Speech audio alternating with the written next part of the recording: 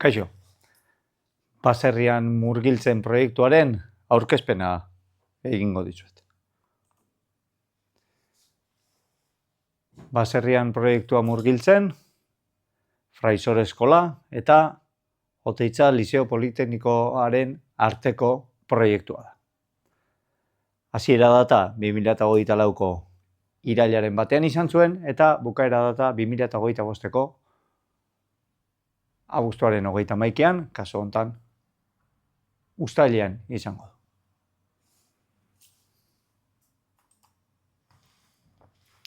Baserrian murgiltzen proiektuak euskal nekazaritza sektorea eguneratu nahi du. Eta hortarako digitalizazioa, adimen artifiziala eta errealitatea areagotua bezalako teknologiak erabiliko ditu.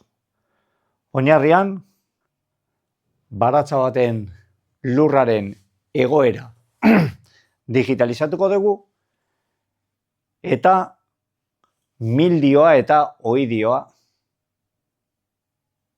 den alarmak sortuko ditugu.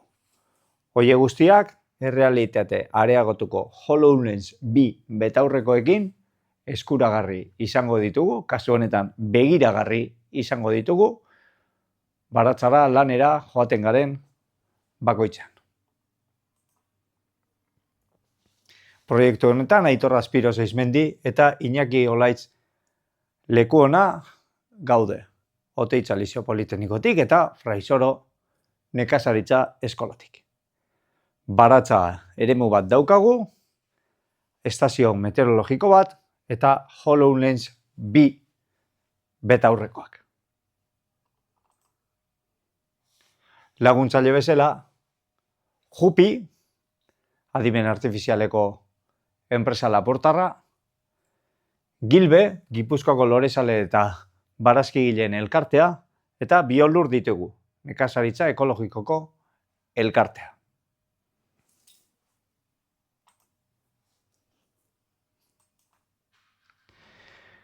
Gure helburu orokorrak, lehenik eta behin, ekoizpen baten datuak eskuragarri izatea da.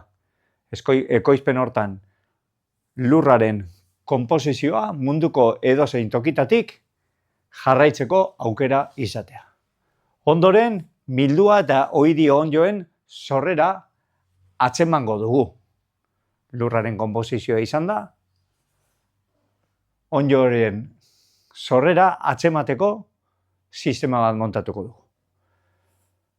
Mildio eta oidio ondoen sorrera aurretik ikusten baldin badeu, alarma sistema garatuko deu, sortzen dianean guri abisatu diezaigun. Azkenik, errealitatea areagotuko betaurrekoak erabiliaz, ekoizleari datu guzti horiek ikusteko sistema garatuko diogu. Alegia, baserritarrak betaurrekoa jarri ezkeo eta baratzara joan ezkeo, informazio hori begitaratu egingo zaio. Proiektuan helburuak partekatzen dituen erronka bat diseinatuko dugu ikasleentzat azkenik.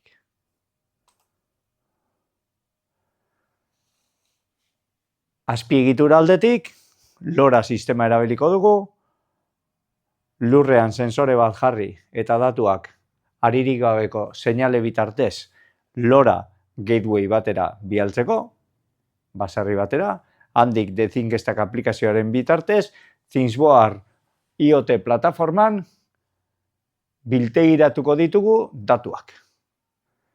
Azkenik, adimen artifizialeko sistema txiki bat montatuko dugu alarmen inguruan, eta datu hauek ThingsBoarden biztaratuko ditugu. Munduko edozein tokitatik, aplikazio bitartez, ikusi ahal izateko. Mildua eta oidioara atzemateko, ondorengo magnituteak erabiliko ditugu. Mildua sortzeko, euriak 10 litro metro karratu baino gehiago izan behar du, ezetasuna 180koa eta temperatura 10 gradu baino gehiagokoa. Eta aldiz, mildurik ez izateko, ezetasunak 150 baino gutxio, gazitasuna 2000 eta 2500 artean, pH-a 7,5 eta nitrogenoa 150 baino gutxiagoan. Oidioan kasuan aldiz, oidioa sortzeko, euririk ez du egin behar, ezetasuna 160 baino gehiagokoa eta temperatura 125 baino gehiagokoa denean, oidioa sortzeko aukerak nabarmenak dira.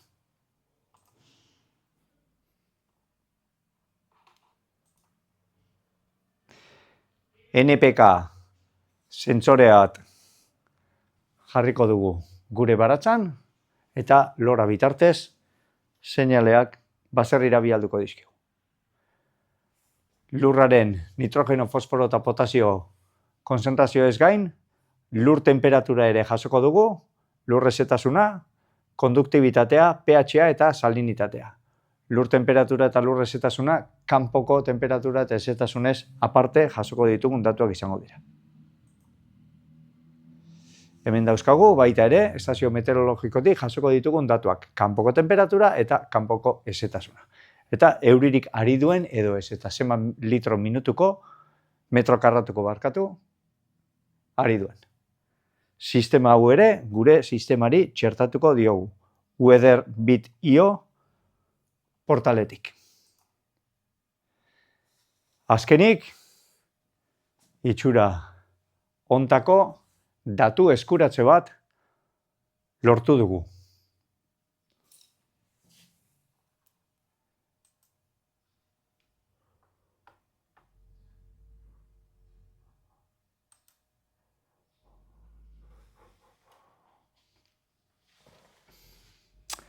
Datu eskuratze hontan, ikusi dugu, kasu hontan ekaineko datuak dira, gutxi gora bera ze temperaturatan gabiltzan, bai lur eta bai eguratzean, ze ezetasunetan, nitrogeno, fosforo eta potasio kantitateak zein dian momentuan eta historian zein izan diran, grafiko moduan ikus ditzazkegu eta nun gauden kokatuta. Hauek momentuko lurraren konzentrazioak dira. Baina hemen bi alarma dauzkagu, milduaren alarma eta oidioaren alarma. Azpitik, mami gehiago daukatenak.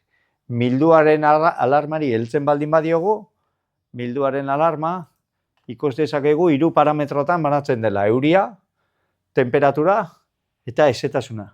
Momentu horietan, alarma behar izateko 3 aldagai hauetatik bakarra betetzen da.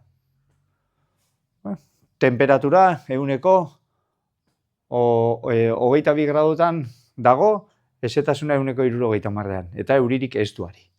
Beraz, behar genituen 3 parametrotatik bakarra betetzen da. Momentu hontan ez da mildua sortzeko magnituterik ematen.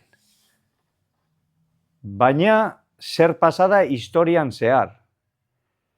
Hemen ikus dezakegu, azkeneko dauzkagu maiatzak 21, maiatzak 20tik, ekainak 14, 16 gaur arteko datuak. Eta ikus dezakegu alarmak ekaina hasieran izan genuen milduaren alarma bat, eta ekainak 14an beste bat. Gorria mildua dira eta oidioak berdeak. Oidioak aldiz, ekainak 10ean jo zuen eta ekainak 12an ere bai. Hau, ikus dezakegu, pixka bat,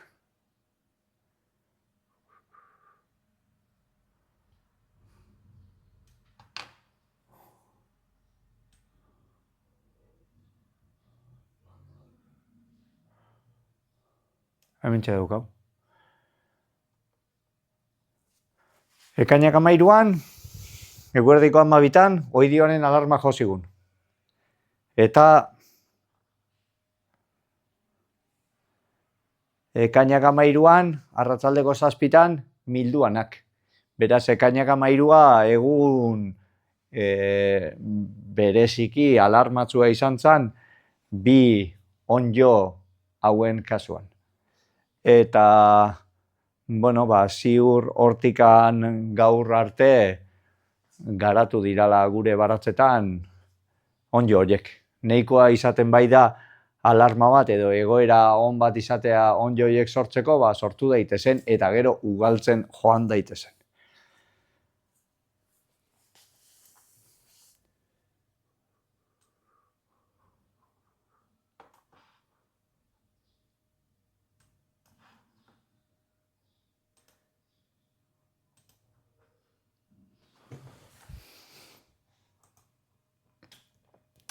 Azkenik, errealitatea areagotuko betaurrekoekin, orain jaso ditugun alarma eta monitorizatuta dauzkagun datu guzti horiek, baserritarraren begietara etorriko dira, behin betaurrekoak jantzita dituenean. Eskerrik asko.